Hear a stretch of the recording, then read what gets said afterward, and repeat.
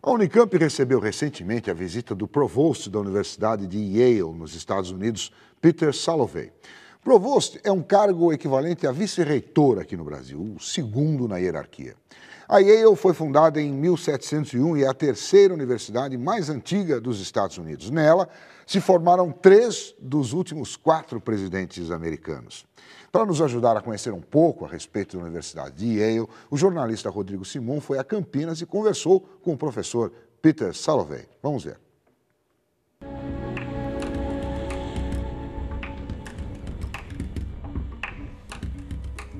Professor, what brings you to Brazil? So we have a program at Yale called Yale Week in Brazil. This year, Yale Week in Brazil includes my colleagues from the School of Public Health and the School of Forestry and Environmental Studies. So they are making conferences at several universities in Brazil. And I'm here representing the leadership of Yale University, primarily to interest students in coming to Yale for college or for graduate education, and to encourage faculty collaboration between Brazilian professors and our faculty as well. So we essentially want Brazil to know Yale better, and as Yale faculty and administrators, we want to know Brazil better. Professor, the Brazilian government recently announced that in 4 years it will give 100,000 scholarships to Brazilians who wants to study abroad. Yale would be interested in increasing the number of the Brazilians studying there right now? So we have an internationalization initiative on campus, and one part of that has been to increase the number of international students in Yale College. Went from just a few percent to over 10%. And our graduate programs overall are about 1/3 international. And we do have Brazilian students, both in the graduate school and in the college, and we're interested in the very best students from Brazil coming to Yale for their education. So we're delighted to hear of this initiative by the Brazilian government. Of course, for Yale undergraduates, we admit them whether they can pay or not, and then we provide full financial assistance for all undergraduates who need it, including international students. For graduate students, of course, they receive a stipend in order to live while working for their PhD. So money has not been the barrier in bringing international students to Yale, including Brazilian students to Yale. We are quite aggressive in providing financial support. What kind of student Yale is looking for right now? Yeah. So I assume we're talking now about Yale College and for undergraduate study at Yale. We're looking for students who have taken the most difficult courses their high school offers and done well in them. We're looking for students who their teachers speak well of them, whose essays indicate some creativity and some motivation for study at Yale. But we also are very interested in educating the next generation of leaders for the world. So we pay particular attention to evidence of leadership in high school and motivation for leadership beyond college. So we're looking for very strong students who also are going to become the next generation of the world's leaders. What about the students willing to undertake the master's degree or a PhD? Absolutely. We have 2,500 students working toward PhD in the Yale Graduate School of Arts and Sciences right now. I would estimate about 1/3 of them are international. All of them receive support fully for 5 years. What we're looking for there really varies quite a bit from field to field, whether it's a department in the humanities like history, or a department in the social sciences like economics, or a department in the sciences or engineering like physics. The profile of the successful applicant will differ, but all of them have very strong undergraduate background, and many of them, particularly in the social sciences and sciences, will have already had some research experience, usually with a professor, prior to coming to Yale. A little bit earlier, you tell us about, in your speech, that Yale is looking for, I believe you call that a globalization position. Yale has existed since 1701. It is older than the United States itself. And when it first came into existence, it was a very regionally oriented university. Throughout the 1700s, it served New England. In the 1800s, it served the East Coast of the United States. In the 1900s, it was a national university serving North America, the United States in particular, but really all of North America. But to be a 21st century university, I think you have to have a global perspective. I think you want to educate the very best students throughout the world. We want a faculty of the very best scholars and researchers from throughout the world. So we have been internationalizing in many different ways. We have many more international elements in our curriculum. We have a new Institute of Global Affairs where scholars and practitioners are teaching about global policy. We now we now have programs so that all of our students in the college can have an international experience at some point during their 4 years, either internship, research, or study abroad. Many of them do it in the summer, but some do it in the term as well. We are increasingly making connections and collaborations around research themes, scholarly themes with our faculty all over the world. Finally, I'll mention one other program. There are many others. I'll mention one other, which is the World Fellows Program, where emerging leaders from all over the world, generally between 30 and 40 years old, come to Yale for several months to work together to think about some of the vexing problems of the world and their development as leaders in the private sector, in NGOs, in government. And that has also been part of our internationalization effort. It also builds a network of Yale-affiliated leaders throughout the world. And I heard that you have now a campus on Singapore. Is that right? Yes, we are engaged in a collaboration with the National University of Singapore to build a liberal arts college in Singapore that we hope to open in 2013. Right now, the name of this college is Yale NUS College, and it will give a joint degree from Yale and NUS for the Yale NUS College.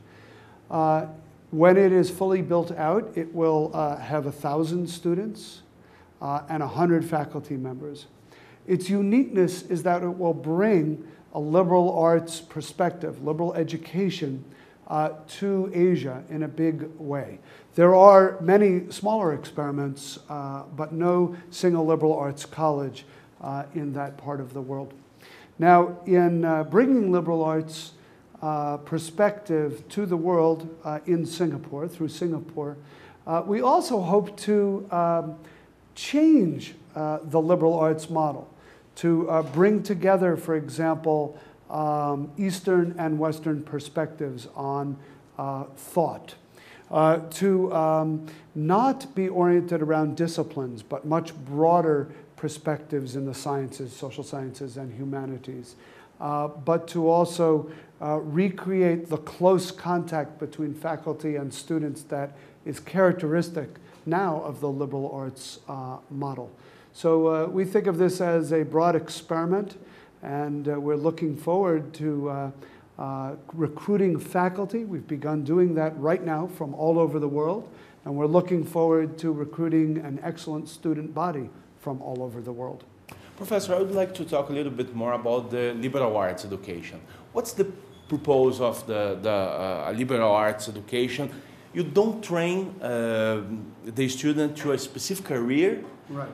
Is that right? So the main purpose of a liberal arts education is to allow students a period of exploration, to allow curiosity to be their guide, so that they can explore all parts of the curriculum quite broadly: humanities, social sciences, writing, quantitative reasoning, foreign language, for a couple of years before focusing on a major. But even after focusing on a major, electives are an important part of their college experience. The idea is that when students are 16, 17, 18, 19 years old, they really don't always know what career path they might want to pursue. And so we feel it is more advantageous for them to develop general skills that will help them in whatever careers they choose. Skills concerning critical thinking, communicating in speech, in writing, working together to solve problems in teams, learning how to bring multiple perspectives on a single new piece of information. So the idea is to emphasize how to think rather than what to think. Professor, would you say that this criteria, this kind of position, make Yale different from another universities in the USA? So the liberal arts model can be found at the undergraduate college in many research universities in the USA and at small liberal arts colleges throughout the USA. So it is not uncommon in the US for undergraduate education to be organized on the liberal arts or liberal model. It is less common in Europe, less common in places like Brazil, less common in Asia.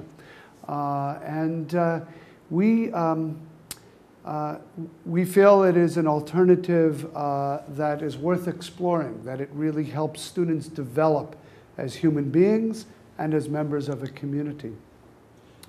We also are finding increasingly that employers are interested in students who have the background of a liberal education. The idea is many employers feel they can educate on the job the specific aspects of whether it's banking or management consulting or sales and marketing, but want students who can think creatively, critically, broadly. And so we're finding employers very much like the liberal arts model. Professor, I have taken some notes here. The university's assets include $16.5 billion endowment with operating budget of $2.5 billion, the second largest of any academic institution, as well as the second largest academic library in the world, with some 12.5 million volumes held in more than 2,000 libraries. Yes. It is huge. Yeah, so those numbers are actually a little old. The endowment, the current value of the endowment is about $19 billion. And our operating budget is about $2.9 billion a year. That endowment produces more than 1/3 of the operating budget, right? We spend a certain percent, about 5.25% of that endowment every year to support the activities of the university. So what does that allow us to do? It allows us to offer very generous financial aid for students. It allows us to offer, be competitive in recruiting the very best scholars and researchers to our faculty. It allows us to build great buildings for students to live in and for our laboratories and offices. And it allows us to have wonderful collections. You mentioned the library collection of 12 million volumes, also wonderful collections in art, art from all over the world, British art, another museum, Natural History Museum. So it is a university with much that it can offer students and scholars as material for study. How many students you have nowadays? So we have more than 11,000 students. About 5,300 of those students are in Yale College, undergraduates, so that's about half. And then about 2,500 studying for PhD programs, And earlier I didn't mention our professional schools. The other 3,000 or so are in law, business, medicine, nursing, divinity, forestry and environmental studies, our 4 schools of the arts, music, art, architecture, drama, public health. May have forgotten 1 or 2, but they are studying for professional degrees, graduate degrees in those schools as well. So we're about half undergraduates, half graduate and professional. I would like to give an example. Our best university here, Universidade de São Paulo, has less than $2 billion to 88,000 students. Yeah, yeah. So it is possible to be good, to be a good university with a low budget. That's all about money, Professor. Yeah, I think money isn't everything. I think the quality of the faculty that you can recruit is number one. Of course, if you have more money, it is easier to recruit faculty from all over the world, but it's not the only thing that attracts faculty to a great university. The quality of the students matter greatly. The quality of the resources that the university has for scholars to work on, laboratory facilities for scientists. I think our endowment allows us to be very aggressive in giving back money as financial aid, and I think it allows us to support the faculty very well. But I think you are correct that money is not the only story. We spend a lot of money every year in improving our facilities. Our 12 residential colleges, we have renovated 1 every year for the last 12 years. Our science facilities are being upgraded. We're building a new wings on our art gallery. So we're constantly trying to improve the campus. And so those kind of capital expenses are a part of where we spend the resources, the financial resources that we are fortunate to have. I should mention one other thing. That $2.9 billion figure, it does include research grants from the government that are then spent on research. And so a part of that budget is a kind of pass-through, where the money comes in to support research and then goes out being spent on research. So we have 2 different kinds of situation in the United States right now. The public university, for example, University of Texas, for example, and the private schools. You mentioned about the Berkeley and UCLA. Could you tell us about a little bit about Sure. those different situations? Sure. Yes, I think the United States has the best system of higher education in the world. And it's made up of fabulous public universities and fabulous private universities. They are engaged in very similar activities. If we take the top 60 or so research universities, half are public, half are private, and they are engaged in trying to support research and scholarship, and trying to educate students, and also many of them have museums and libraries where they're trying to preserve knowledge as well. It has always been the case until recently that there has been significant public support through taxes for public universities and support both through federal research grants but also through the generosity of our alumni who helped us build this endowment. That is the way private universities have been supported. In recent years, state legislatures have been cutting public support for public universities, state universities in the US, so that now many of them receive only a small part of their budget from public sources. Sometimes it's as low as 5% of their budget. 10%, 15% is very typical. And this has made it difficult for the public universities to maintain their level of quality.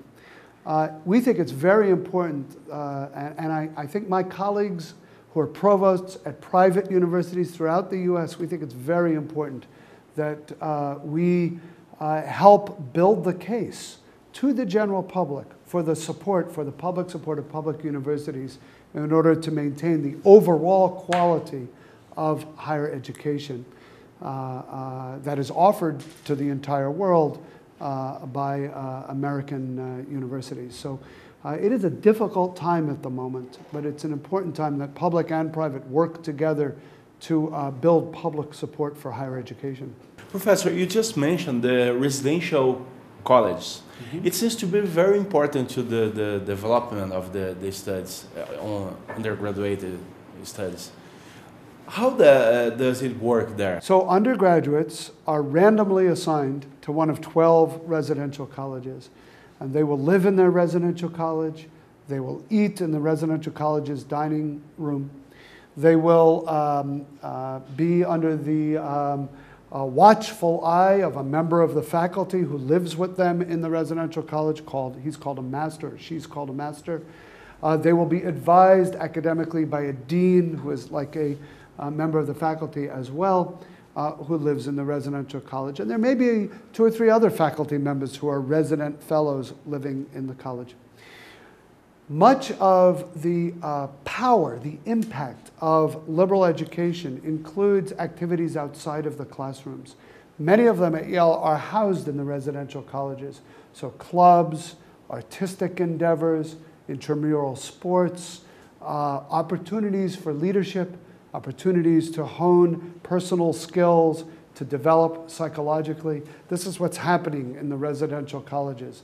And we think it's an important part of life at Yale. Creates smaller communities out of a larger university, and it allows for the kind of personal growth that is very much a part of the liberal arts education model.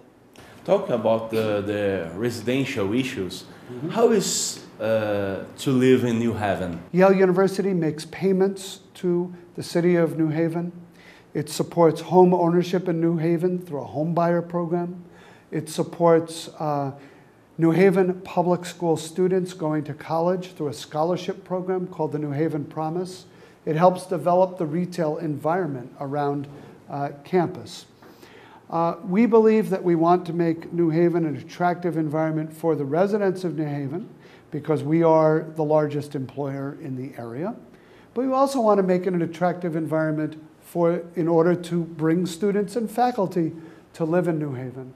So New Haven, like many northeastern cities in the US, has had to transition from an old industrial economy to a newer service-oriented economy. And to make that transition, it has been, in earlier times, difficult for the city. Yale wants to be a citizen of the city and help with that transition. I think many people who have visited Yale and New Haven have said there's a New Haven renaissance going on right now, that the city has improved dramatically over the last 20 years and has become one of the more exciting small cities in the East. I think it's the most exciting place to be between New York and Boston, certainly, but it competes very well in terms of quality of life with what we call the Northeast Corridor, everywhere from Washington, D.C. up to Boston. And you are downtown, right?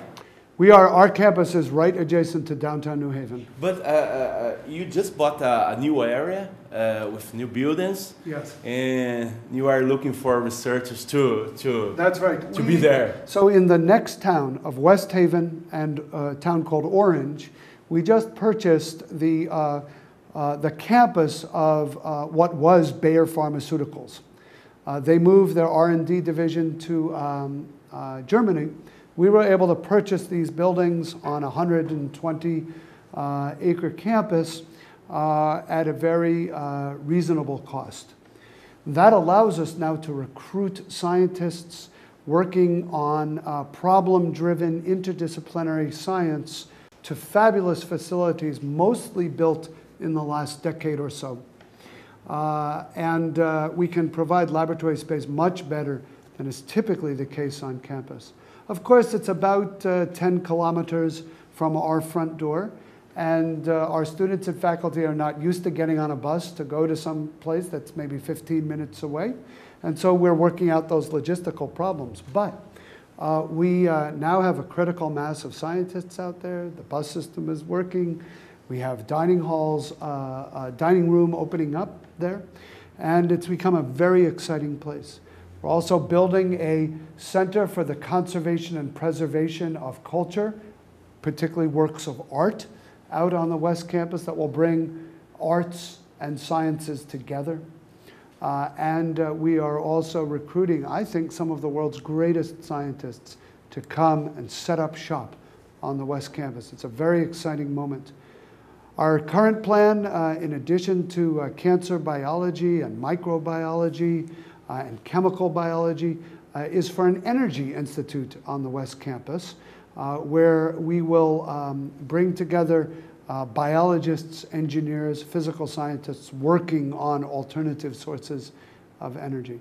Finally, we have some core facilities out there. We have wonderful genomics capability, fabulous high-performance computing, all centered on the West Campus. How Yale has become what it is today, and what's the next goal to Yale? We are not ever complacent. We are always trying to make Yale better.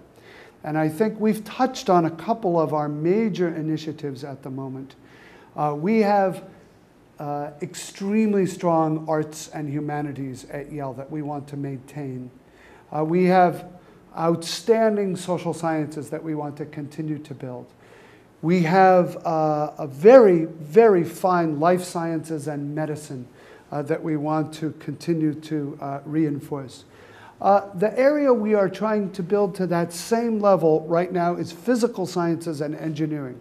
They are very, very good. We want to bring them up to being the very best in the world. We're doing that often by building connections between engineering, physical sciences, and these other parts of Yale. So for example, we have new departments of environmental engineering because it connects to our very strong School of Forestry and Environmental Studies. We have a new department of biomedical engineering because it connects engineering to our very strong medical school and life sciences more generally. So this is one area where we are building. I would say the other is internationalization. We've touched on it, building more international study into the curriculum, providing international experiences for our students, creating global collaborations among faculty, launching a new school, a new Institute of Global Studies with a master's program in international relations, an undergraduate program in global studies, bringing scholars and practitioners from all over the world to teach together in that school. And how Yale has become what Yale is today, Professor? That's a very interesting question. I think we have always tried to recruit the most outstanding faculty we could find anywhere in the world and to support them, keep them at Yale. I think we have aggressively sought the very best students from throughout the world. You combine the best faculty with the best students, you're going to have an excellent university. But I think we have to remember those students become alumni, and our alumni have been very supportive of Yale through service and through their generosity. That has kept the university great. That is what the endowment that you referred to previously is in part about. And so I think we have very loyal community, we have outstanding faculty, we have the world's best students. And I think that has very much helped Yale be the kind of university that it is. But of course, we're always looking to make it better. Professor, thank you for the interview. Thank you very much. I enjoyed speaking with you. O programa Ensino Superior de hoje termina aqui. Até o próximo.